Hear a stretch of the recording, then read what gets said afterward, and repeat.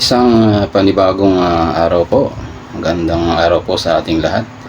At binabati ko po ang lahat ng mga kapatid, ang lahat ng ating mga kababayan sa Luzon, Visayas at Mindanao, at maging sa iba't ibang panig ng daigdig. Magandang araw po sa ating lahat at sana po ay nasa mabuti po kayong kalagayan. At sa araw na ito ay akin pong ipaparinig po sa inyo ang magandang balita sa bansang Pilipinas. Good news. Ito po, pakinggan po natin mula sa UNTV. Ng 5 karagdagang barko o Teresa Magbanwa class patrol vessels mula sa Japan. Isa ito sa inihayag ng Philippine Coast Guard sa pagbisita ni Japan Coast Guard Commandant Admiral Siguchi Yoshio sa PCG kaninang umaga. Ito ang balita ni Benedict Samson. Yung pagbisita ni Admiral Siguchi sa atin ay part ng ating long-standing maritime cooperation sa kanila. Patuloy na pagpapalakas ng Philippine Coast Guard. Ito ang isa sa tinalakay sa bilateral meeting kaninang umaga ni PCG Commandant Admiral Ronnie Hilgaban at Japan Coast Guard Commandant Admiral Siguchi Yoshio. Dito napag-usapan ang pagkakaroon ng maritime capacity building at training activities ng dalawang magkaalyadong bansa. Ito yung BRP Teresa Magbanwa MRRB 9701 na isa sa pinakamalaking barko ng Philippine Coast Guard sa kasalukuyan. At sa mga misyon nito sa West Philippine Sea, nasubukan na ng PCG ang endurance nito. Kung kaya't plano ng PCG na madagdagan ang ganitong uri ng barko. Same class ng Teresa Magbanwa, bibili pa tayo ng 5. Ayon sa schedule, by late 2027, ma-receive na natin yung una sa 5 vessels. Sa kasalukuyan, ang BRP Teresa Magbanwa at BRP Melchor Aquino pa lang ang 97-meter na multi-role response vessel na mayroon ng PCG. May endurance ito na kayang umabot sa 15 araw at bilis na 24 knots. Kabilang din sa pinag-usapan sa bilateral meeting ng dalawang komandan ay ang maritime capacity at development support facility ng Pilipinas at Japan.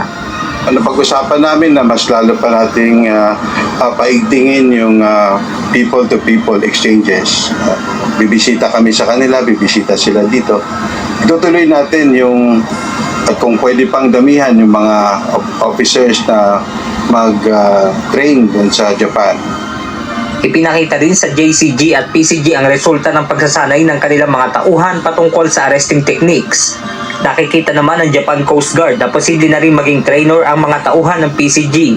At kanina napansin niya rin na it can be one of the innovations doon sa cooperative teams na nagkakandak ng training ngayon.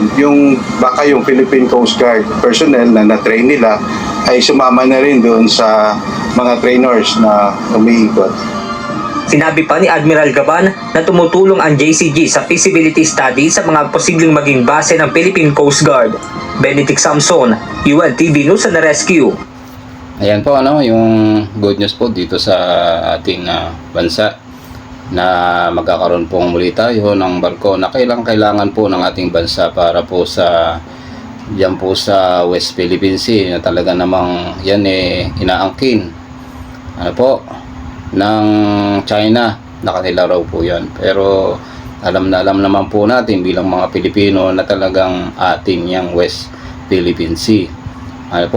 Kasi kung sila po ay nag-aangkin na sila po ay kay layo-layo, nasa halos 600 nautical miles, samantalang tayo ay 200 nautical miles. Inaangkin nila, mas lalo naman po tayo, Kaya itong mga Chinese na mga saking masyado, kaya po yan kailangan po natin, kaya ito'y good news sa atin bilang mga Pilipino, tuloy natin. Diyos ang aming sandigan, serbisyo publiko ang aming pinahahalagahan. Ayan, at ito pa yung isa pa pong good news, pakinggan po natin. Good news! Mismong si Pangulong Ferdinand Marcos Jr. ang nag-anunsyo ng libreng sakay sa MRT at LRT. Ito ay mula bukas, April 30 hanggang May 3. Ayon sa Pangulo, iniutos niya ang libreng sakay bilang pagkilala sa sakripisyo ng mga manggagawa ngayong darating na May 1.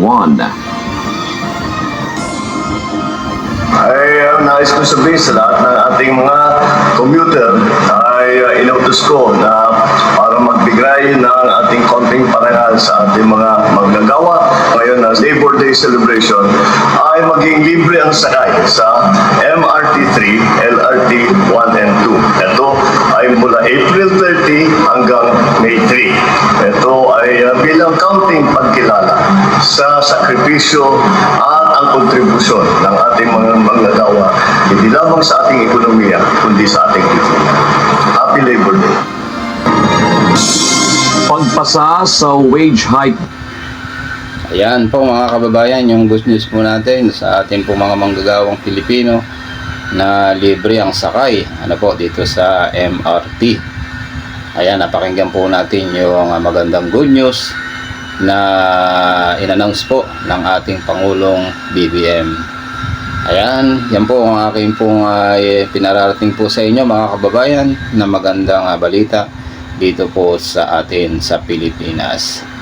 Ayan po, ang ganyan po muli at salamat po sa inyo pong panonood at huwag nyo pong kakalimutan na mag-subscribe, mag-like dito po sa atin pong channel at kung po pwede rin po ay pakishare nyo na rin po. At hanggang dyan po, salamat po sa inyong panonood.